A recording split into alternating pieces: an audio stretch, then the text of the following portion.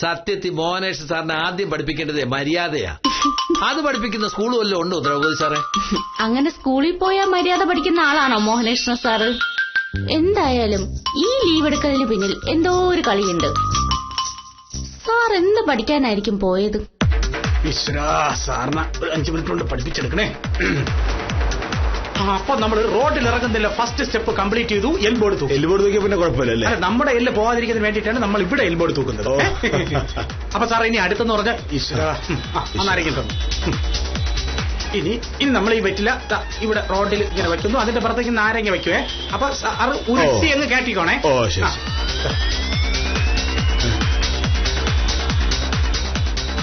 Okay, ഒരു minute.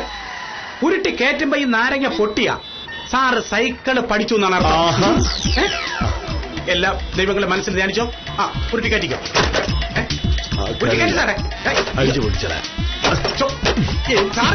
എനിക്ക് പയ്യ സാറേ, ഇത് ഇടിച്ചല്ല പൊട്ടിക്കണ്ടേ, ഉരുട്ടി കയറ്റണ്ടേ? ഇത് പൊട്ടിയാലല്ലേ നല്ല പഠിക്കാൻ പറ്റും പറഞ്ഞത്. എനിക്ക് പയ്യ, ഞാൻ അങ്ങോട്ടെങ്കിലും വേറെ ആരെങ്കിലും വിളി പഠിപ്പിക്കാൻ. അല്ല, ഇനി പൊട്ടിക്കൂല. ഇനി ഇത് ഒരെണ്ണമല്ലേ പൊട്ടിക്കുള്ളൂ, എല്ലാ പ്രാവശ്യം പൊട്ടിക്കൂ. അപ്പൊ ഇത് പൊട്ടിക്കഴിഞ്ഞു, 1ാം ഘട്ടം കഴിഞ്ഞു. ഇത് ഞാൻ പറയുമ്പോൾ കേൾക്കുമെങ്കിലും പഠിപ്പിക്കാം. അപ്പൊ നമ്മൾ 1ാം ഘട്ടം കഴിഞ്ഞു. 1ാം ഘട്ടം ഇവിടെ കൈയിരിക്കണ്ടേ? അങ്ങോട്ട് പിടി, എന്നിട്ട് കൈയടി. സാറേ ശ്രദ്ധ വേണം.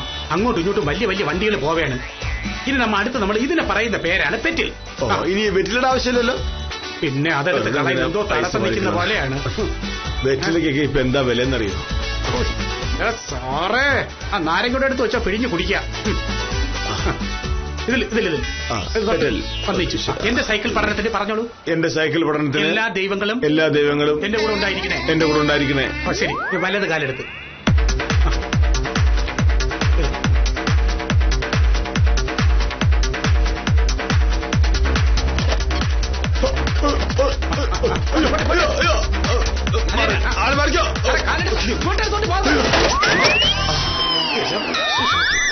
Sorry mama. സാറിനിപ്പോ എന്താ പ്രശ്നം? സാറിന് ഞാൻ പറയുന്നത് മനസ്സിലാവുന്നില്ലേ? ഞാൻ മനസ്സിലായി. നമ്മൾ ഈ പെറ്റിൽ കെട്ട ഇതിൽ കാല് വയ്ക്കണം. ഇങ്ങനെ വെച്ചു എന്നിട്ട് നമ്മൾ കൊന്നി കളിക്കൂലേ, അത് കണക്ക് കൊന്നണം. കൊന്നിക്ക്. ഓക്കെ,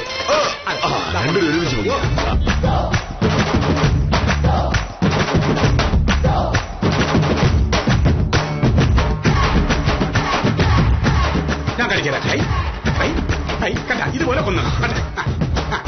ഇനി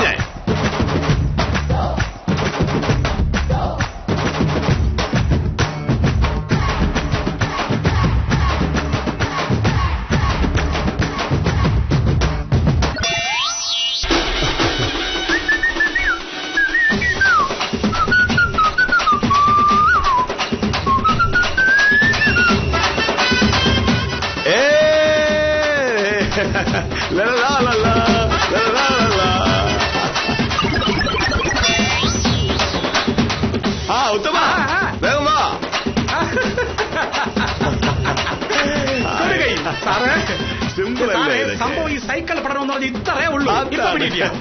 ഇനി ഈ സൈക്കിൾ സ്റ്റാൻഡിൽ നിന്ന് മാറ്റിയിട്ട് ഇപ്പൊ ഇവിടെ ഇരുന്ന് കാണിച്ചത് റോഡിൽ കൂടെ കാണിക്കണം. അത്രേ ഉള്ളൂ സാറേ സംഭവം. വളരെ സിമ്പിൾ ആയിട്ട് നമ്മൾ ഹാൻഡിൽ ചെയ്യാം. ഞാൻ സ്റ്റാൻഡ് ചെയ്തിട്ട് ഓക്കെ പിടിച്ചിരുന്നു.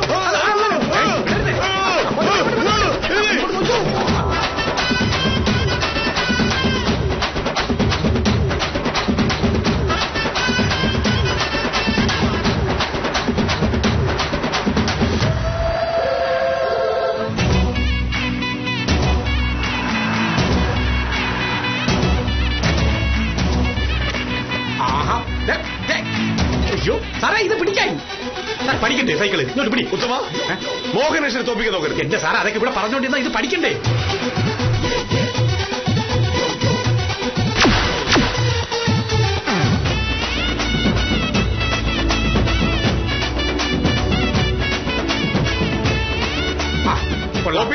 മണ്ടേ കയറാൻ നോക്കുന്നു.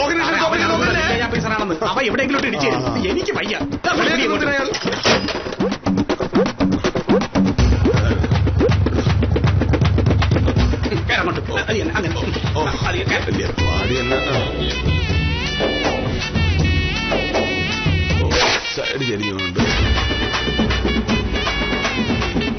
കൈവിട്ടൊക്കെ ഓടിക്കാൻ പഠിപ്പിക്കണേ. നല്ല രസമാണ്. അങ്ങനെയല്ല അങ്ങനെ പോട്ടെ അങ്ങനെ പോട്ടെ. ഇരിക്കല്ലേ.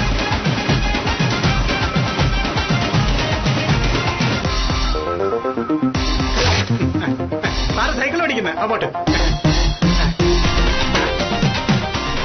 സാറ് സൈക്കിൾ ഓടിക്കുന്നേ. കാണിക്കട്ടെ സാറെ. പിള്ളേരിങ്ങനെ കാണിക്കും. സാറ് കൈയെടുത്ത് കാണിച്ച വണ്ടി പോവും.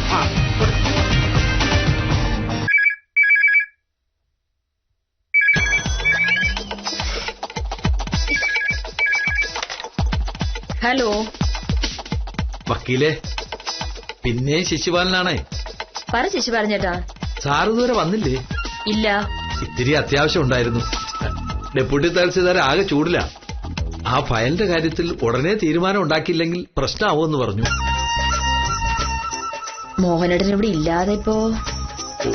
ഒരു മൊബൈൽ ഫോണെങ്കിലും ഉണ്ടായിരുന്നെങ്കിൽ ഒന്ന് വിളിച്ചു നോക്കായിരുന്നു. അതെങ്ങനാ? ലോകത്ത് മനുഷ്യന് ഗുണമുണ്ടാവുന്ന ഒരു കാര്യം ഉണ്ടാവുമ്പോ ഉടനെ അതിനെതിരെ നിൽക്കില്ലേ? അങ്ങനെ പറയുന്നേ ശിശുപാലൻ ചേട്ടാ. മോഹനേട്ടൻ സാർ ഇപ്പൊ പഴയ പോലൊന്നുമല്ല. ആൾ അടിപൊളി മാറിയില്ലേ? സാറിന്റെ പഴഞ്ഞ സ്വഭാവമൊക്കെ മാറിയിട്ട് ഇപ്പൊ പുതിയ ടെക്നോളജി ആളല്ലേ.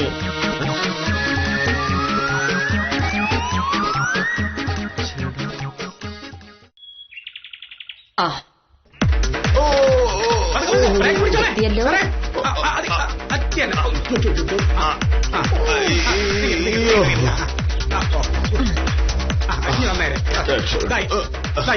സംഭവം സ്റ്റാൻഡിട്ട് വെച്ചോ.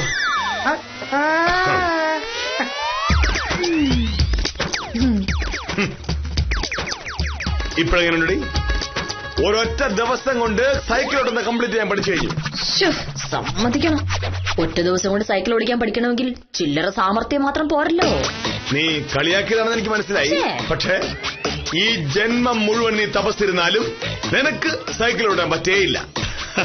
അതിന് നല്ല മനോബലവും ഏകാഗ്രതയും വേണം. മറന്നിക്കോ. മോഹനേട്ടാ, എനിക്കൊരു കാര്യം പറയാനുണ്ട്. എനിക്കറിയാം നിനക്ക് പറയാനുള്ളത് എന്താണെന്ന്. മോഹനേട്ട മോഹനേട്ട, ഇത്ര പെട്ടെന്ന് സൈക്കിൾ ഓട്ടാൻ മോഹനേട്ടൻ പഠിക്കുമെന്ന് ഞാൻ കരുതിയതേയില്ല. മോഹനേട്ടന് സമ്മതിക്കണം. ഒരൊറ്റ ദിവസം കൊണ്ട് ഇത്രയൊക്കെ പഠിക്കാൻ പറ്റുമെങ്കിൽ ഒരാഴ്ച കൊണ്ട് മോഹനേട്ടന് റോക്കറ്റ് ഓടിക്കാൻ പഠിക്കാം. സൈക്കിൾ ഓടിക്കാൻ പഠിക്കാന്നൊക്കെ പറഞ്ഞാൽ ചെറിയ കാര്യമാണോ?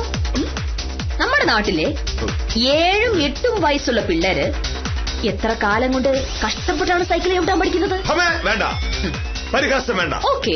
എടീ, ഒരു കാർ ഓടിക്കുക എന്ന് പറഞ്ഞാലും അല്ലെങ്കിൽ ലോറി ഓടിക്കുക എന്ന് പറഞ്ഞാലും വളരെ നിസ്സാരമാണ്. കാരണം എന്താണ്? അതിന് തിയറി മതി. കാറിൽ കയറിയിരിക്കുന്നു, സ്റ്റാർട്ട് ചെയ്യുന്നു, ഗിയർ മാറുന്നു, ഒറ്റ പോക്ക്.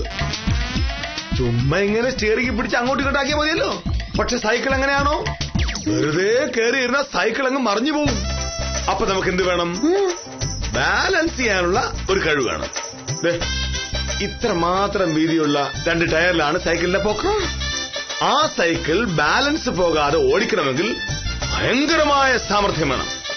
അങ്ങനെ നോക്കുമ്പോ കാറും ലോറിയൊക്കെ ആർക്ക് വേണം ഓടിക്കാം. അതില് എളുപ്പമാണ് ട്രെയിൻ. അതാവുമ്പോ സ്റ്റിയറിംഗും വേണ്ട, ഡ്രൈവർക്ക് വഴിയും അറിയണ്ട. സ്റ്റേഷനിലിരിക്കുന്നവർ പോകേണ്ടിടത്തേക്ക് തിരിച്ചു വിട്ടോളും. കപ്പലോ ബോട്ടോ ആണെങ്കിൽ അതിലും എളുപ്പമാണ്. പരന്ന് കിടക്കുകയല്ലയോ കടല്. എങ്ങോട്ട് വേണമെങ്കിലും പോവാം. എതിരെ ഏതെങ്കിലും വണ്ടി വന്നിരിക്കുന്നുള്ള പേടിയും വേണ്ട. പക്ഷെ നീന്താൻ അറിയണം, അത്രേ ഉള്ളൂ. ഇപ്പോഴത്തെ നിന്റെ ഈ പരിഹാസം നിന്റെ നിരാശയിൽ നിന്നുണ്ടായതാ. എടീ, നിന്നെപ്പോലൊരു പെണ്ണിന് ഒരിക്കലും സൈക്കിള് ചവിട്ടാനേ പറ്റില്ല. അതോർത്തപ്പോ നിനക്കുണ്ടായ അസൂയയാണ് എല്ലാറ്റിനും കാരണം.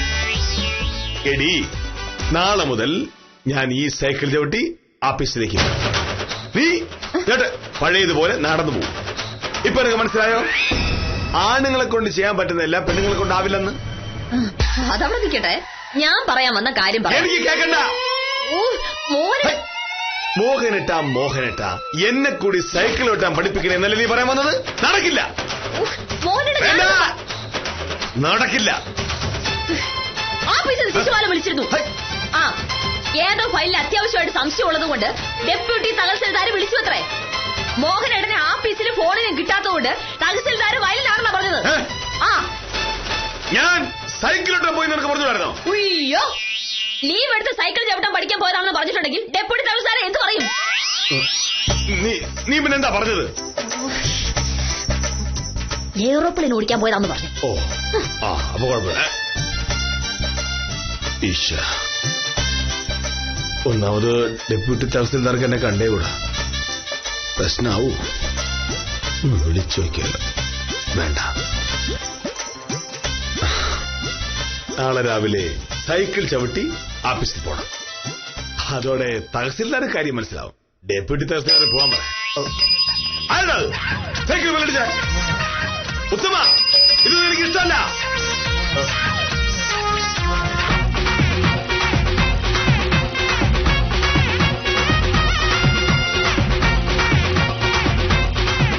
ഇവൾക്ക് എങ്ങനെ അറിയാം?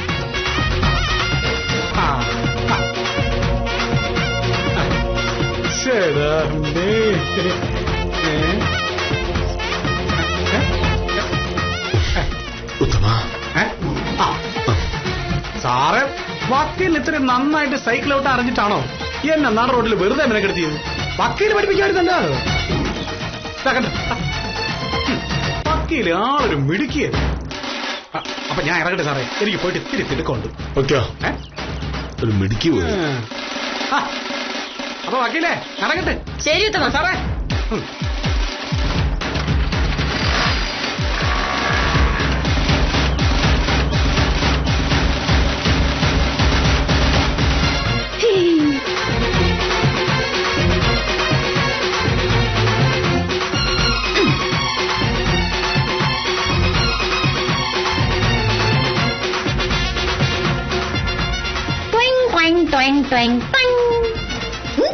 നീ ഇതപ്പോ പഠിച്ചു? 4ാം ക്ലാസ് പഠിക്കുമ്പോ. 4ാം ക്ലാസ്? എന്റെ മോഹനേട്ടാ, ഈ സൈക്കിൾ ചവിട്ടാൻ പഠിക്കുന്നതൊന്നും വലിയ കാര്യമല്ല. നമ്മുടെ നാട്ടിലെ സകല കുട്ടികൾക്കും ഇതറിയാം, ആണിനും പെണ്ണിനും. ഉത്തമൻ പറഞ്ഞതുപോലെ ഇനി ഈ കാര്യത്തിൽ വല്ല സംശയമുണ്ടെങ്കിൽ വില്ലേജ് ഓഫീസർക്ക് ഈ വക്കീലിനെ സമീപിക്കാം. എന്നാലും ഈ ആള് ഭയങ്കര തന്നെ. അതൊന്ന് അംഗീകരിച്ചു പറഞ്ഞാൽ എന്താ? എന്നാലും നീ ആള് ഭയങ്കര തന്നെ. Thank you. മിടുക്കി. പെണ്ണുങ്ങളെ പറ്റി പലപ്പോഴും ആണുങ്ങൾക്ക് വേണ്ടത്ര ധാരണയില്ലാത്തതുകൊണ്ടാണ് ഇങ്ങനെയൊക്കെ സംഭവിക്കുന്നത്. ഭാര്യമാർ ഭർത്താക്കന്മാരെ നോക്കി വീട്ടിൽ കഴിയേണ്ടവരാണെന്ന് പറയുന്ന ആചാര്യന്മാരും പെണ്ണുങ്ങളെ പഠിപ്പിക്കുകയാണെങ്കിൽ തന്നെ പൂട്ടിയിട്ട് പഠിപ്പിക്കണമെന്ന് പറയുന്ന വിദ്വാൻമാരുമൊക്കെയുള്ള നാടാണെങ്കിലും പെണ്ണുങ്ങൾ മുന്നോട്ട് തന്നെയാണ് പോകുന്നത്. കാലം മാറിയെന്നും പെണ്ണുങ്ങളുടെ കാലമാണ് ഇതെന്നും കണ്ടറിയാത്ത മോഹനകൃഷ്ണന്മാർ കൊണ്ടറിയുമെന്ന് മാത്രം പറഞ്ഞുകൊണ്ട് കാര്യം നിസ്സാരം നാളെ രാത്രി 9 മണിക്ക്.